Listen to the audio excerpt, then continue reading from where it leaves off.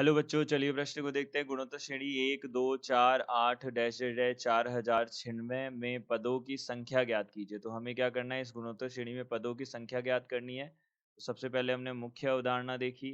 तो मुख्य अवधारणा के अनुसार हम बोल सकते हैं यहाँ पे कि हमारे पास यदि कोई गुणोत्तर श्रेणी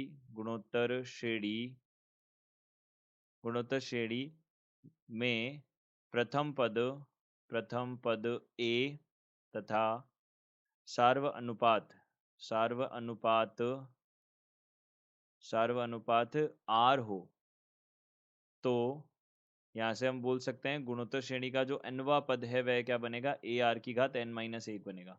तो यहाँ से हमने बोला कि जो ये हमारे पास गुणोत्तर श्रेणी है 1, 2, 4, 8 डैश डैश डैश, यहाँ से कितना है 4096 है। यहाँ पे में पदों की संख्या मैं पदों की संख्या कितनी होगी, यहाँ पे पदों की संख्या होगी हमारे पास n। अब n पदों की संख्या है तो हम यहाँ से क्या बोल सकते हैं, देखिए 4096 जो है वह nवा पद हो जाएगा।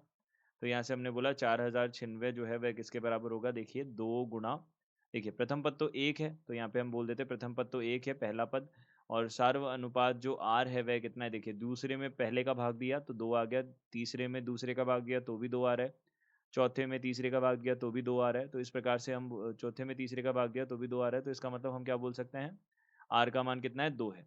तो यहाँ पे सार्व अनुपात 2 है तो 2 की घात यहाँ पे n-1 हो जाएगा। अब इसको हल कर लेते हैं, देखिए इसको हल किया हमने तो जो 4096 है वह क्या होता है, देखिए 4096 हमने 2 का भाग दिया, यहाँ से कितना हो जाएगा, यहाँ पे 2 0, यहाँ पे 4 और यहाँ से कितना हो जाएगा 8 हो जाएगा।